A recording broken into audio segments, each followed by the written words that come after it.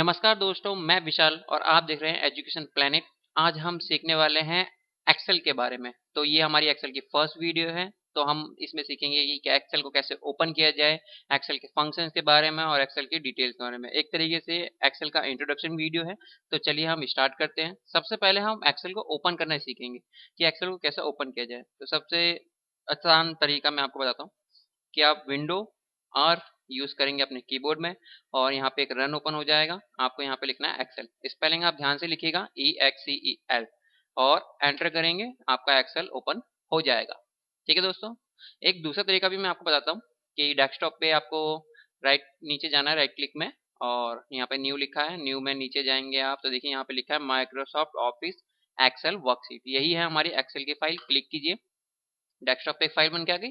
अब आप इसको ओपन कर लीजिए और ये भी आपकी एकदम न्यू रिफ्रेश एकदम फ्रेश एक्सेल की फाइल है आपकी। तो चलिए दोस्तों, अब आगे बढ़ते हैं। उसके बाद में अभी, क्योंकि ये हमारी पहली वीडियो है, तो हम एक्सेल के बारे में थोड़ा जानेंगे, समझेंगे कि एक्सेल क्या काम करता है और कैसे यूज होता है। एक्सेल मेनली कैलकुलेशन के लिए काम आता है, डेटा हैंडलिंग के लिए काम आता है। इसमें हम फॉर्मूला के साथ में काम करते हैं और भी कई सारे काम इसमें हम कर सकते हैं, जैसे अटेंडेंस को रखना, कैलकुलेशन करना, मार्कशीट बनाना, बिल्स बनाना और सैलरी ETC। तो देखिए सबसे पहले हम ऊपर से स्टार्ट करते हैं। यहाँ पे लिखा है new Microsoft Office Excel worksheet, ये फाइल का नेम है। और इसी ऊपर वाली जो ये लाइन है, ये कह सकता हूँ मैं आपको, ये बार जो दिखाई दे रही है, इसे हम कहते हैं टाइटल बार। सबसे ऊपर टाइटल बार होती है जहाँ पे फाइल का नेम दिखता है। जब आप उसके नीचे आएंगे तो हमारे पास में आपको दिखाई देगा कि होम है, इंसर्ट है, पेज लेआउट है, ये सब हमारे मेन्यू टैब्स है। क्या है? Menu tabs. उसके फिर आप नीचे आएंगे तो हर मेन्यू टैब में आपके फंक्शंस होते हैं, ऑप्शंस होते हैं, और उन्हीं फंक्शन और ऑप्शंस को हम कहते हैं रिबन्स। यानी कि जो यहाँ से लेकर यहाँ तक जो ऑप्शन दिखाई दे रहे हैं इन्हें रिबन्स बोलते हैं। ठीक है, फिर उसके नीचे आएंगे तो देखिए यहाँ पे लिखा है F8। अब ये F8 क्या है? तो यहाँ पे देखिए आपको दिखाई देगा नेम बॉक्स लिखा है। और जब भी हम किसी सेल, एक सेल पे, यानी कि हम दूसरी लैंग्वेज में आपको एक बॉक्स बोल सकते हैं, मगर आप बॉक्स नहीं सेल यूज कीजिएगा। तो जब भी हम किसी सेल पे क्लिक करते हैं तो उस सेल का एक एड्रेस होता है और वही एड्रेस आपको यहाँ पे दिखाई देता है। नेम बॉक्स के और भी कई सारे काम है जो कि हम समय के साथ आगे सीखेंगे और समझेंगे। सेम नेम बॉक्स के साइड में फॉर्मूला बार होगी। फॉर्मूला बार में हम जब भी कोई फॉर्मूला वगैरह लिखते हैं तो हम वहाँ पे फॉर्मूला वगैरह हमें दिखता है। जैसे कि मैं एक आपको अपनी ओपन करके दिखाता हूँ फाइल। ठीक है, अब यहाँ पे हमने एक फाइल ओपन कर ली है अपनी। तो इस फाइल में आप देखेंगे कि जब भी हम क्लिक करते हैं तो हमें वो फॉर्मूला ऊपर दिखाई देता है।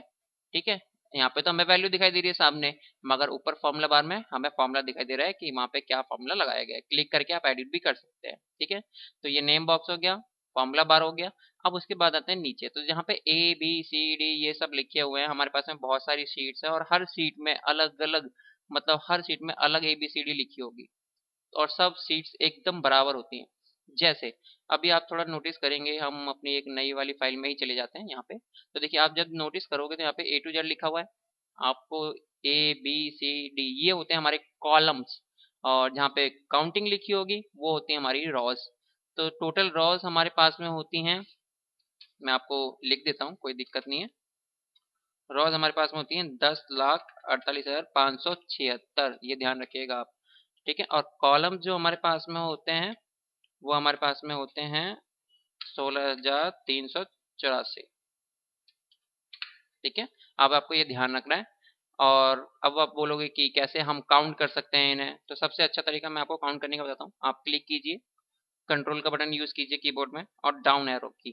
तो जैसे ही आप नीचे जाएंगे आपको दिखाई देगा कि आपको टोटल रॉस यहाँ पे दिख गई 10,48,576। सेम वैसा ही जब आप कंट्रोल के हाथ में ऊपर अप का जो एरो की है यूज करेंगे, क्लिक करेंगे तो हम ऊपर आ गए। कौन से वाले सेल में? A1। ठीक है, सेम वैसे ही आपको राइट करना है, कंट्रोल के में राइट एरो की, आप लास्ट वाले कॉलम पे आ गए। क्योंकि कॉलम तो ABCD में होते हैं इसलिए कंफ्यूजन होगी थोड़ी समझने में, मगर कोई बात नहीं, हम दोबारा फर्स्ट पे आते हैं। यहाँ पे आप जब जाओगे क्लिक करोगे तो आपको दिखाई देगा कि यहाँ पे लिखा है 10,48,576 R मतलब रॉज, और 16,384 C मतलब कॉलम्स। तो ये हमारे टोटल कॉलम और रॉ होते हैं। ठीक है दोस्तों, अब उसके बाद में हम नीचे आएंगे तो देखो आपको दिखाई देगा कि यहाँ पे हमारे पास शीट्स है।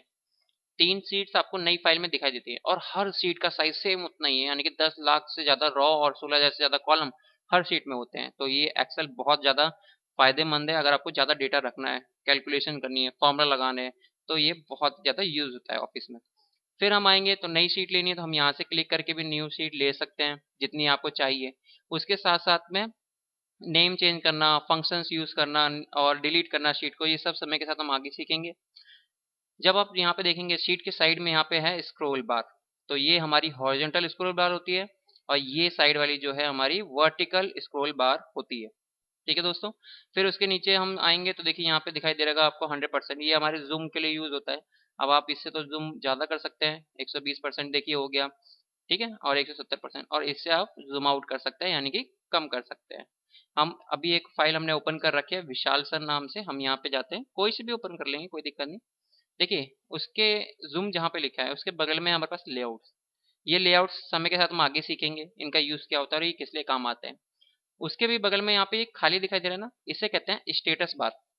अब स्टेटस बार इसलिए काम आता है एक्सेल में, जब भी हम किसी सेल को सिलेक्ट करते हैं तो वहां पे सेल की वैल्यू हमें दिखाई देती है, कितने टोटल सेल्स हैं जिनमें लिखा हुआ है 8, उनकी वैल्यू कितनी है टोटल 395, और एवरेज कितना होगा 49.375।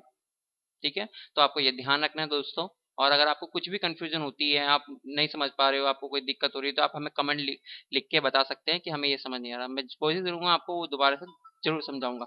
ठीक है, और दोस्तों फिर हम आएंगे नेक्स्ट वन पे, तो देखिए यहाँ पे हमारे पास में है मिनिमाइज, रिस्टोर और क्लोज। तो मिनिमाइज से तो आप मिनिमाइज कर सकते हैं, डेस्कटॉप पे फाइल आ जाएगी आपकी, आप फिर से क्लिक करेंगे तो वो फाइल बड़ी हो जाएगी।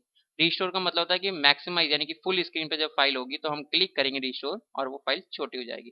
फिर से आपको मैक्सिमाइज पे क्लिक करना है, अब यहाँ पे रिस्टोर दिखा रहा था मगर अब मैक्सिमाइज आ जाएगा जब आप छोटा कर देते हो, क्लिक करो और देखिए बड़ी हो जाएगी। और लास्ट होता है हमारा क्लोज, तो क्लोज से क्या होता है कि फाइल आपकी क्लोज हो जाएगी, क्लिक कीजिए। अब ये पूछ रहा है सेव करनी है या नहीं, तो हमें अभी सेव नहीं करनी है तो हम नो करेंगे, सेव करनी है तो यस करेंगे, अभी नो कर देते हैं और फाइल हो गई बंद। अब ये वाली भी फाइल है, इसको भी बंद करते हैं, पूछ रहा है इसको भी सेव करें या नहीं, तो हमने बोला नहीं इसको भी नहीं करना है। अगर आपकी कोई जरूरी फाइल है तो आप सेव कर सकते हैं। ठीक है दोस्तों, आज के लिए इतना ही काफी करते हैं, अगली वीडियो में इसके बारे में और भी समझाएंगे। आशा करता हूँ आपको वीडियो पसंद आई। आप हमें सब्सक्राइब कीजिएगा, लाइक कीजिएगा और वीडियो को ज़्यादा से ज़्यादा शेयर कीजिएगा। धन्यवाद दोस्तों, जय हिंद।